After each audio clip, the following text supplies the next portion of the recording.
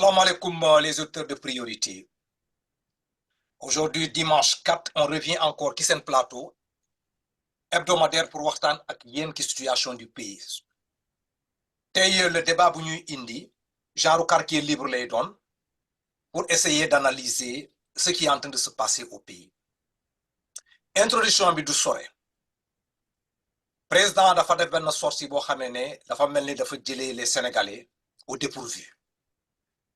Élément boobu laa fii teg ku ci nekk ci plateau bi mu jéem a xalaat mu wax ma lan la xalaat par rapport à ce discours là su ma paree ci loolu am na deuxième élément boo xam ne dama koy teg ma pose waat la même question ñu jox ma des explications par rapport à ça quoi léegi na sans tarder je vais demander à tout un chacun ñu jël quelques minutes ñu daal di déglu attentivement ce que le président de la République a dit après ku ci nekk décortiquer ma ko lan la xalaat quoi par rapport à li mu xam sur la situation du pays. Compatriotes, alors que s'annonce l'élection présidentielle du 25 février 2024, notre pays est confronté depuis quelques jours à un différend entre l'Assemblée nationale et le Conseil constitutionnel, un conflit ouvert sur fond d'une supposée affaire de corruption de juges. Ainsi, l'Assemblée, se fondant sur ses prérogatives, a décidé, résolution en date du 31 janvier 2024, de mettre en place une commission d'enquête parlementaire pour éclairer sur le processus de vérification des candidatures et sur tout autre fait se rapportant à l'élection. Dans son communiqué du 29 janvier 2024, signé par tous ses membres, le Conseil constitutionnel a réfuté les allégations portées contre lui tout en prenant la mesure de la gravité des accusations et en tenant à ce que toute la lumière soit faite dans le respect des procédures constitutionnelles et légales régissant les relations entre les institutions, notamment la séparation des pouvoirs et le statut de ses membres. À cette situation suffisamment grave et confuse est venue s'ajouter la polémique sur une candidature ou une candidate dont la binationalité a été découverte après la publication de la liste définitive des candidats par le Conseil constitutionnel, ce qui constitue une violation de l'article 28 de la Constitution, qui dispose que tout candidat à la présidence de la République doit être exclusivement de nationalité sénégalaise. Ces conditions troubles pourraient gravement nuire à la crédibilité du scrutin en installant les germes contentieux pré- et post-électoraux. Alors qu'il porte encore les stigmates des violences de mars 2021 et de juin 2023, notre pays ne peut se permettre une nouvelle crise. J'ajoute qu'en ma qualité de président de la République, garant du fonctionnement régulier des institutions et respectueux de la séparation des pouvoirs, je ne saurais intervenir dans le conflit opposant le pouvoir législatif. Devant cette situation, l'Assemblée nationale, agissant en vertu de ses prérogatives, pour avis, conformément à son règlement intérieur, une proposition de loi en procédure d'urgence portant aux dispositions de l'article 31 de la Constitution. J'ai pris acte de cette saisie après avoir consulté le président de l'Assemblée nationale, le Premier ministre, le président du Haut Conseil des collectivités territoriales, le président du Conseil économique, social et environnemental et le président du Conseil constitutionnel. En conséquence, compte tenu des délibérations en cours à l'Assemblée nationale d'urgence et sans préjuger du vote des députés, j'ai signé le décret 2024-106 du 3 février 2024, abrogeant le décret 2023-2283 du 29 novembre 2023 portant convocation du corps électoral. Pour ma part, mon engagement solennel à ne pas me présenter à l'élection présidentielle reste inchangé.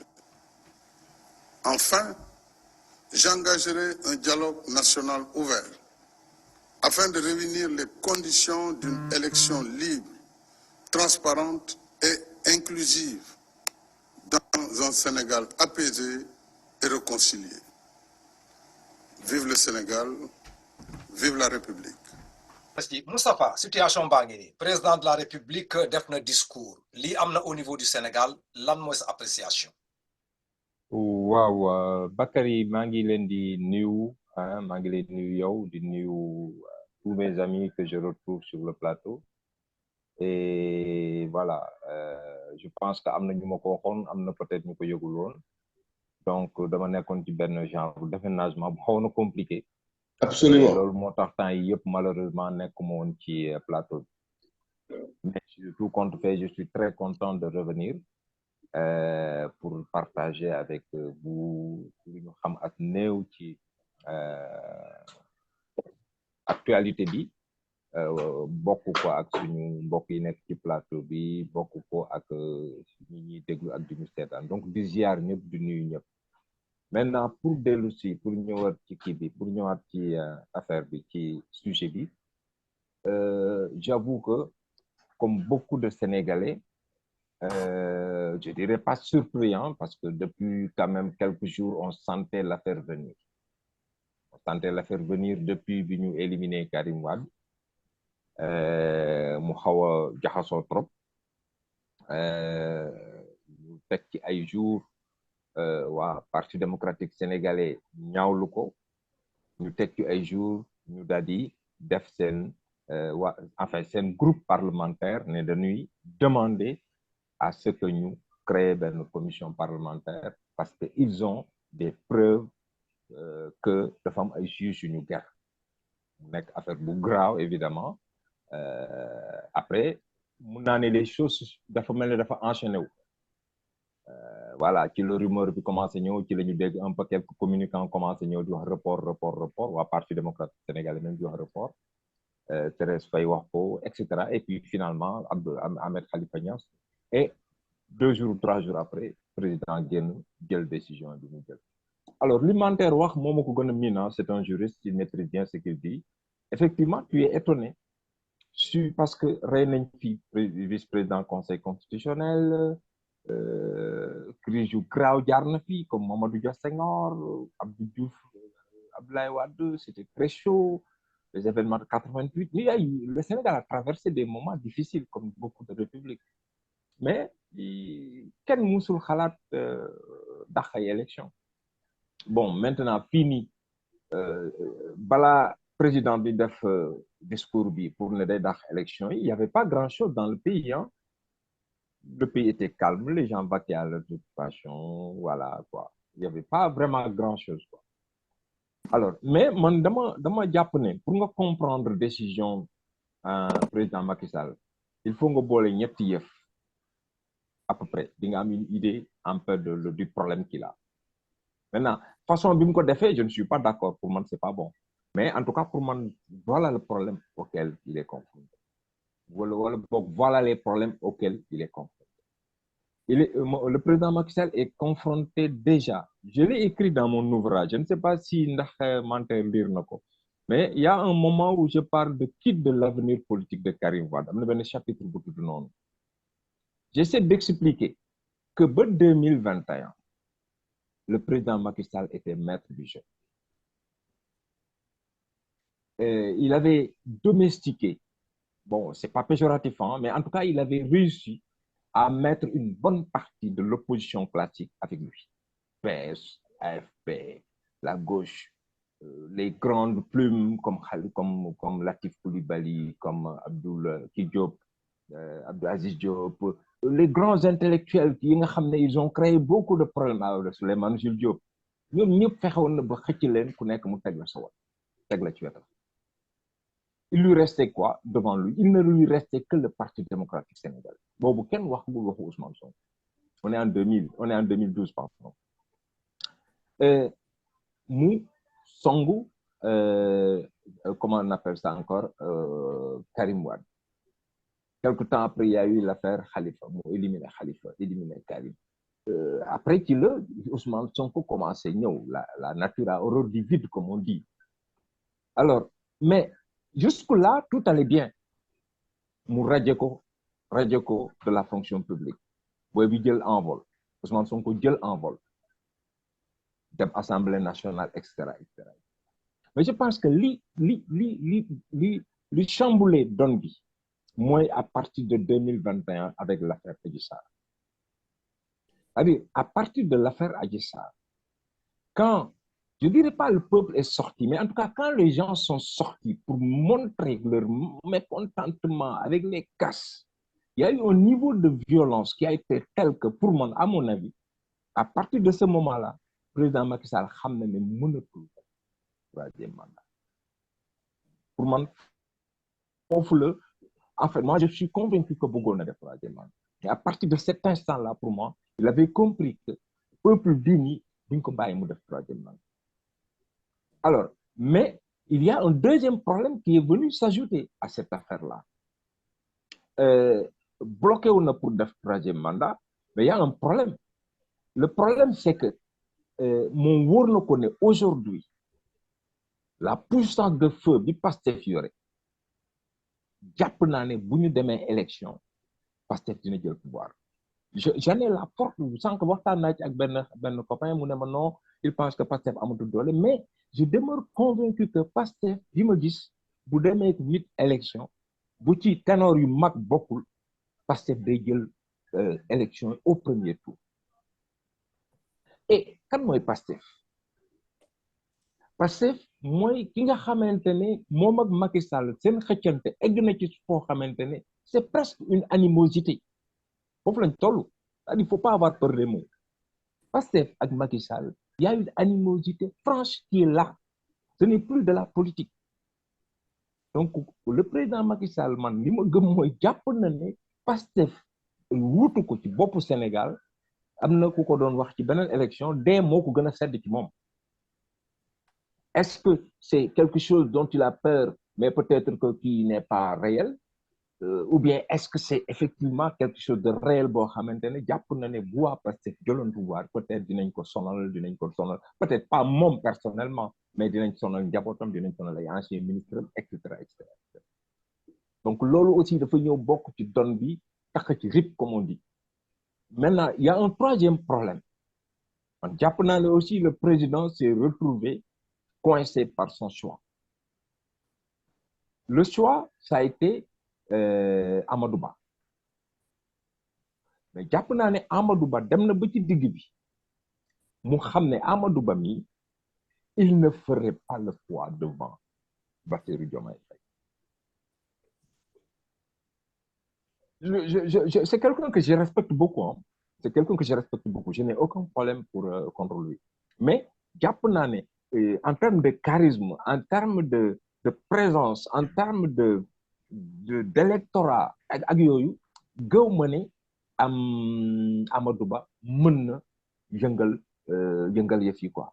Gëm naa ne bu sëggoon ak gars yi électorat bi dina dispersé wu Pastef dina ci jël lu bëri et soit dañuy dem deuxième tour soit Pastef jël ko au premier tour.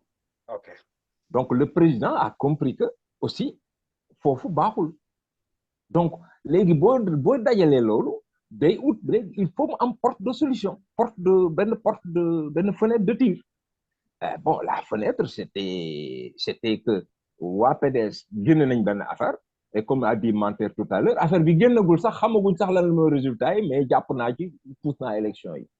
Donc voilà un peu comment je comprends l'attitude du président qui peut s'expliquer sur un plan politique, bon, sur un plan peut-être de l'homme, quoi, de la psychologie.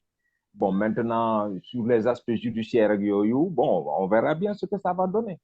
Sur l'aspect, peut-être, voilà, comment le peuple va accepter ou non cette affaire-là.